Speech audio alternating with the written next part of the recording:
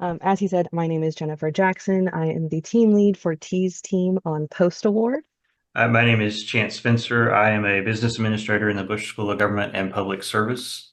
And my name is Cassie Kolnick, and I am the assistant manager for the TAMU team at Sponsor Research Services. So I'm going to get this started, and we're just going to jump right on in about payroll. So the first thing that we want to do is just give you an overview. SRS research administrators are responsible for monitoring the project to guarantee that the correct payroll amounts are posted based on the salary information, available balances, and terms of the research project. Payroll allocations are processed in Workday to distribute personnel effort and cost to each account, including research projects. This information is recorded per support accounts and employees. Basically, this is how everyone gets paid. So what is a costing allocation, you might ask? A costing allocation is the mechanism in Workday that allows a person's time to be allocated for a time period to specific accounts. When you go into Workday, a costing allocation is how you would set something up so that someone will get paid for their time. The information is recorded per support account and employee to enable SRS to provide detailed information to sponsors, auditors, principal investigators, departments, and TAMU system members. There's a preset approval routing for each costing allocation within Workday that is set by each system member.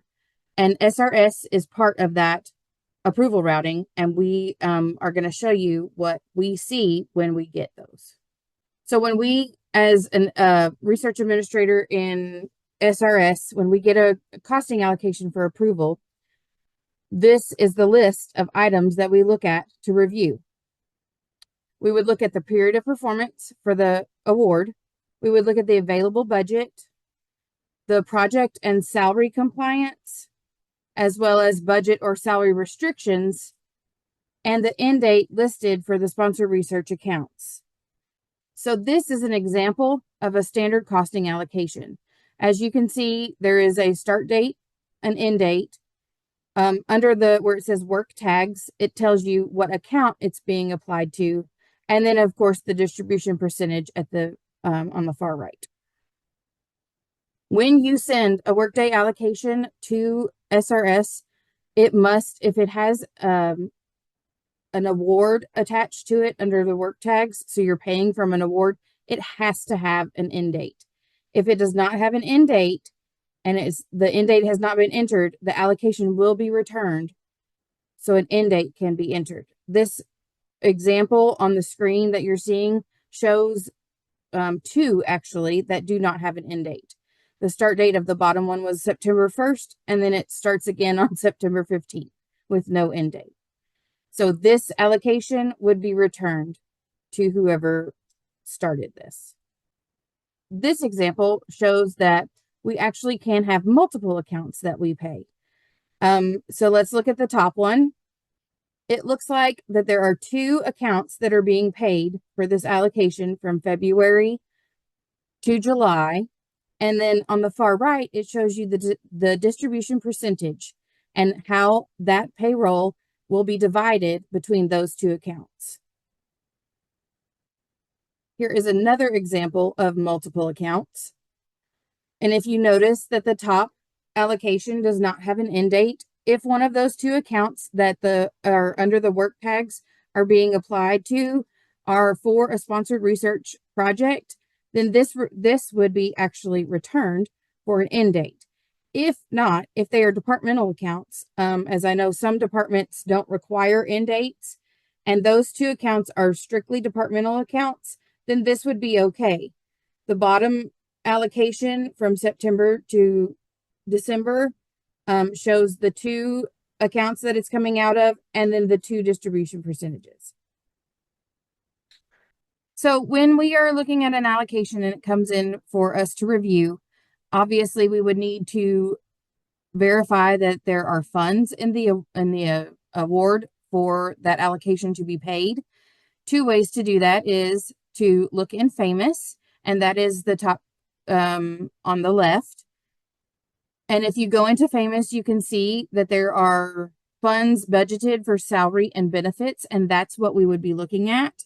to make sure that there are available funds. We would also use Famous and or Canopy to verify that the accounts, the dates are correct as well. So Famous is showing on screen 74 at the top left what that would look like. And then at the bottom, it shows you in Canopy what we would see if we looked. Balances were there. Once you send an allocation, the payroll encumbers, which basically is a hold on the funds for that particular expense. This screen in Famous at the top shows what your payroll encumbrances are, and that can be found on screen 757. So once they are encumbered, they show right there the amount for salary/wage and then the benefit amount as well. The PIN number will match the PIN number for the individual that you paid from the allocation. The bottom screen that we're showing is the Canopy version. So whichever platform that you decide to use, whether Famous or Canopy, there's your screenshots for both of those. I am going to turn this over to Jennifer, and she is going to take over about compliance and PCTs. All right, well, I get the super fun topics that nobody really likes to talk about. We're going to start with project compliance review. So project compliance can include TCPs and RDPs. These are experts controls that may restrict the personnel who can work and be paid from any specific research project. The compliance office may put this TCP, also known as a technology control plan, or a restriction of distribution or publication, which is called an RDP, in place on a project due to these restrictions. And this is going to require additional review of expenditures. So that was just a lot of words to say that this is very restrictive. And not only will this restrict the position, but the individual who can be paid on the project. So if you have a graduate student who has not yet been approved by the compliance team and they are not within the TCP or RDP, we as research administrators would not be able to approve either their workday allocation or any corrections. On this example, you can see that there is an authorization number. This is kind of a really big red flag for us research administrators because this alerts us that there actually is that compliance item, such as a TCP or an RDP on the project.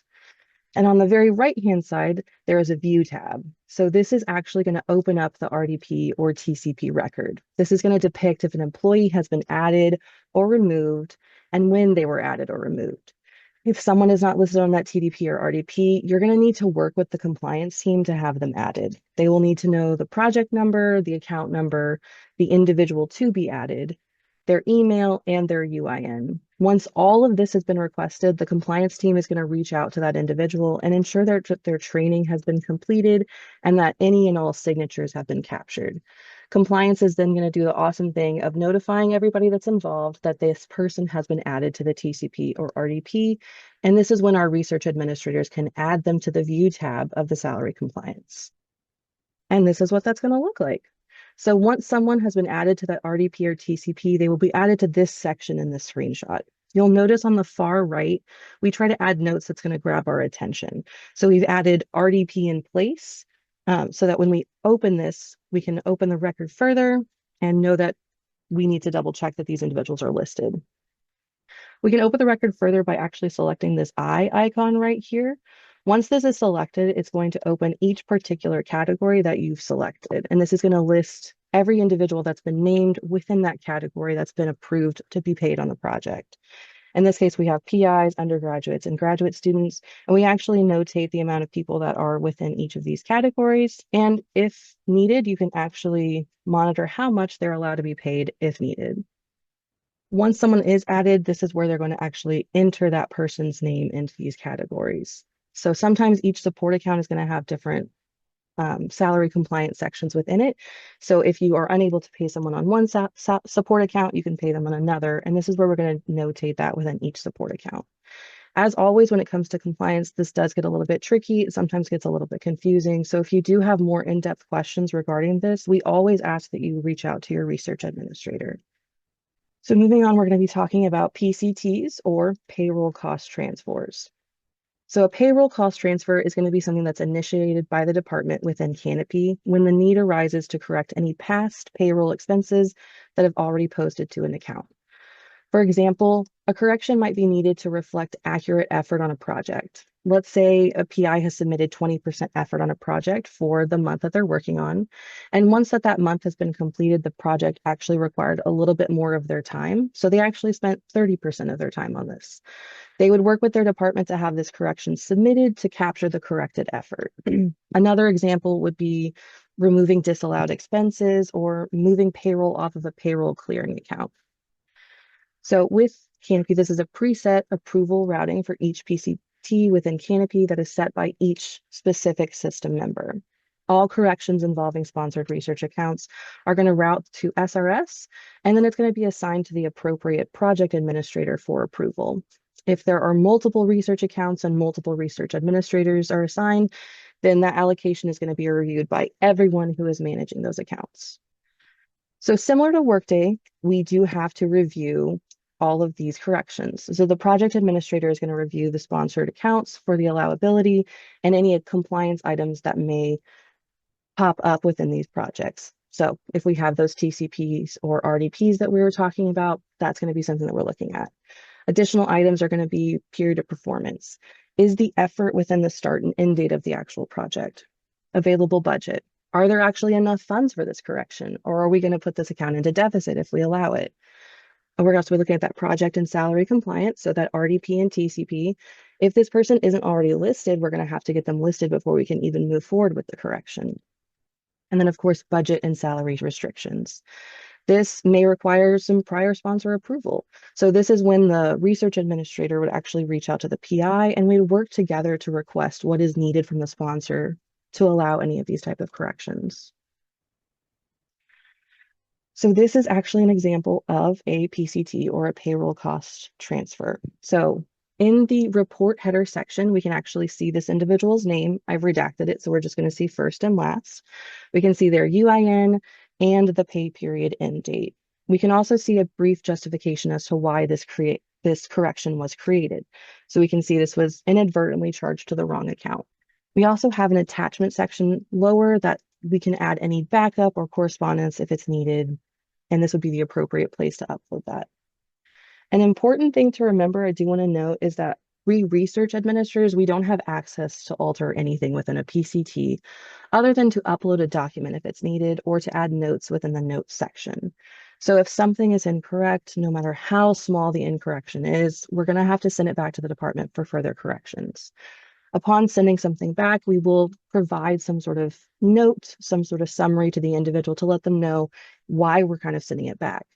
It could be that it would cause the account to go into deficit. So we would notate we are unable to process this correction because it's going to make our account go into deficit, or the individual is not listed on a compliance item, or the account is actually over. Sometimes the corrections are too late and we haven't noticed that the actual project has ended, or we were expecting some sort of no cost extension and it wasn't granted. So if it's not within that period of performance, we're not going to be able to let it go through. So this is kind of an example of a PCT review. So we're going to be delving deeper into that PCT. We can see where the individual was paid initially within this original payroll record section. And we can see this pay is now being requested to move within the payroll change details section. So all of this is going to correspond to what is shown within FAMOUS as an encumbrance. Within that FAMOUS screen at the very bottom, we can see at that far right column that there is an indicator with a Y. If that Y is there, this is going to confirm the correction is within Canopy. A really cool thing is actually as soon as a PCT is routed, it's going to automatically encumber on that account within FAMOUS. So this is an example of a PCT that is actually over 90 days. You can discern this by looking at the pay period end dates. So when a correction is over 90 days, a justification form is going to be needed. You can see this in that attachment sections where we have a justification form added. The blue bolded one is going to be the most recently uploaded one, and that's going to be the one we're going to most likely be looking at because the older one might have been something that needed corrections. There might be other documents. Maybe we need backup documentation, correspondence documentation. This is going to be that section we'd add it to kind of back up that justification form if needed. So this is our actual justification form, and we're going to go over the questions in a future slide, but this form can actually be found on our website, and the most updated version is available at this time. I do want to note on this, since we're looking at the actual justification form, that signatures and burden of proof are all going to be determined by your system member. Maybe you can't have a delegate, maybe you have to have a department head or a PI, or you have some sort of your PI is your department head. It's going to determine on your system member to determine who is actually going to be able to sign it in those kind of nuanced ways. So if you're unsure about anything on how to sign it, fill it out, complete it, just please reach out to your research administrator. They're going to have the most up-to-date information and are going to really work with you to try and get this approved or try and get this understood better. So these are the actual justification form questions. It was a little small on the last slide, so I just wanted to bring it on to this one. So the first one is going to be, why was the expense originally charged to the account from which it's being transferred now? The second question is, why should this charge be transferred to the proposed receiving account? And the third is, if the cost transfer request is more than 90 days from the date of the original charge, you need to explain the reason for the delay. And additionally, you must also say what action is being taken to eliminate the need for future cost transfers. The third question is technically two questions in one, and it's frequently missed. So I do want to point out these are two questions that must be answered. We need to know what action is going to be taken to prevent this. All right, when is the justification form needed? This is probably the most asked question we get. So, regardless of system member, these two are going to require a justification form no matter what. It's going to be transferring to a sponsored project and it's over 90 days, and then transferring between two or more sponsored projects and is over 90 days. So no matter who your system member is, if you have one of these two, you're going to need a justification form. Each system member is going to follow different guidelines for the below options. So a transfer between two sponsored projects and it's under 90 days, a transfer to a sponsored project and it's under 90 days, a transfer after the end date of the project, and then a transfer from a sponsored project to a non-sponsored account. As always, you're going to hear it all the time. Please reach out to your research administrator for any type of specific system member guidance to determine if the justification form is needed and how best to complete it. All right, some unacceptable reasons. These are big red flags to any of our research administrators. These are going to be huge audit risks as well. These are going to be unacceptable. You cannot just clear a deficit. We can't have corrections just to clear a deficit. We can't have corrections just to use any unspent funds that weren't used during the period of performance. We can't have corrections for either an insufficient oversight of the projects or reasons of accessibility. So that would be using one sponsored project as a placeholder for another sponsored project while waiting on funding to be received. All right, regarding salary cap. Not all sponsors are going to have salary cap, but the most common ones are going to be listed here.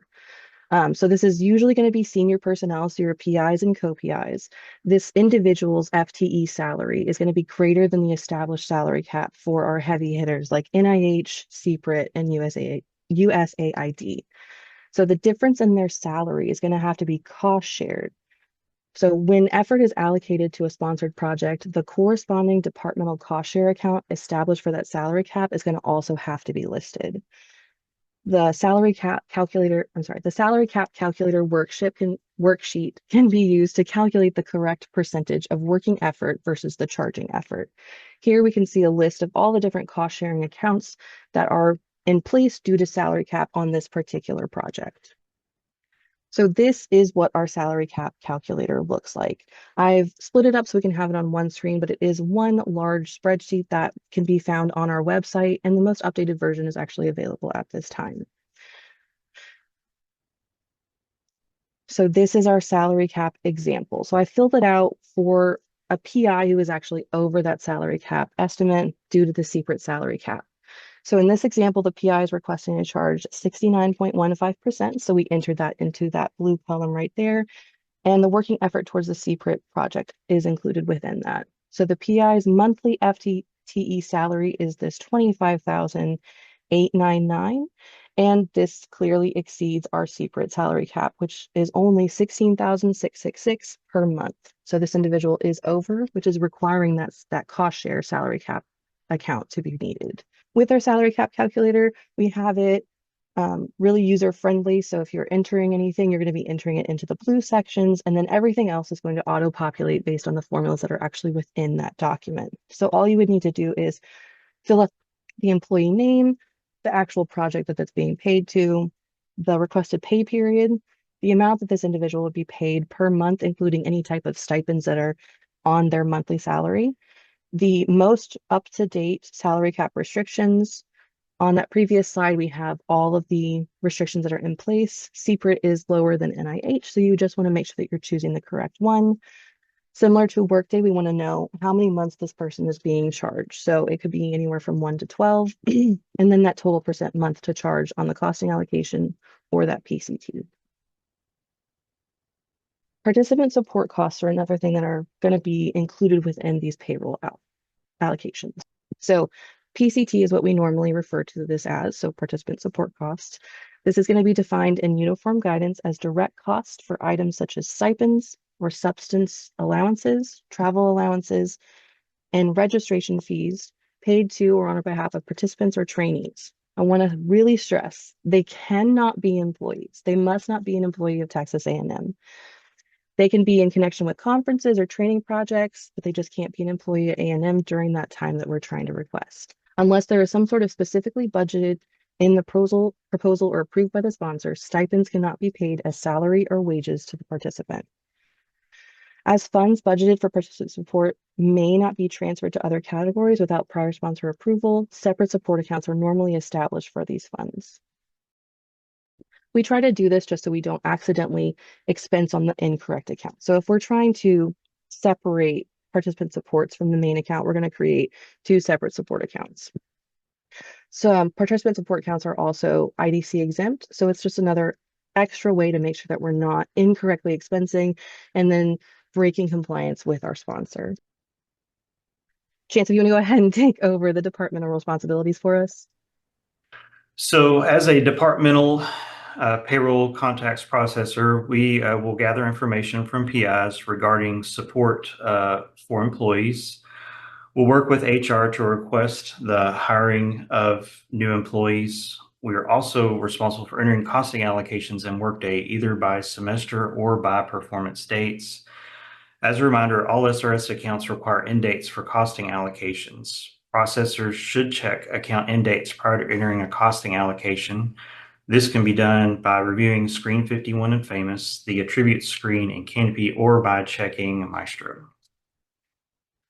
We are also responsible for entering tuition payments for graduate assistants in Compass. Payroll and tuition sources should match for sponsored projects. Tuition payments may also need to be prorated according to account end dates. Departments also assist with tracking of cost sharing requirements for sponsored projects. Annual amounts should be entered or checked at the start of each fiscal year or when accounts are established. SRS can provide cost sharing reports to departments as well. Departments may also provide payroll and expenditure reports to PIs. These may come from either the business administrator or, in the case of our college, we provide it as a monthly statement. Business staff may also provide assistance with navigating Maestro from time to time. We also provide assistance with navigating the time and efforts system and any questions that they may have regarding the certification document. And if they need corrections to be processed, we will work in processing those corrections. We mentioned above, we also create and submit PCTs when they're needed to correct any errors with effort on projects or any other items that may be needed to be moved between departmental accounts and projects. We also assist with the creation of the cost transfer justification form and obtaining all signatures. Payroll processors request the addition of employees to the TCP RDP by contacting the System Member Compliance Office or the project administrator. Business staff assist PIs with creating expenditure plans for sponsored projects. This helps reduce the probability of deficits and can also plan for complete utilization of funds. Business staff maintain faculty salary plans or allocation tables for combining academic or local salary support with sponsored salary support. As a reminder, the below SAP requires that sponsored funding be allocated per effort by month. We also request budget revisions from the research administrator when needed, if the PI has a need for that to be done. All right, so we have some additional helpful reminders. It's going to just be a summary of everything that we talked about. So end dates are going to be required on those costing allocations involving any type of sponsored research account. Sponsored research accounts have end dates. They aren't going to be forever. You're going to have a period of performance set forth by our sponsor, and we have to follow what we're contractually obligated to do. We also have to ensure that only the approved personnel on the RDP or TCP are being paid. And again, your research administrators are going to be able to enter that salary compliance area and verify that that individual is already listed on that RDP or TCP. We'll work with the department to have the department add any individual who needs to be added so that they can be paid on this project. Encumbrances for costing allocations will post the day after the final approval. Costing allocations for non-budgeted hourly employees are not going to encumber. And then, as always, contact your research administrator for any project-specific questions. We're here to help any time of the day. All right, that was a quick and easy one. It's probably our favorite since we all enjoy getting paid. So thanks so much for joining us.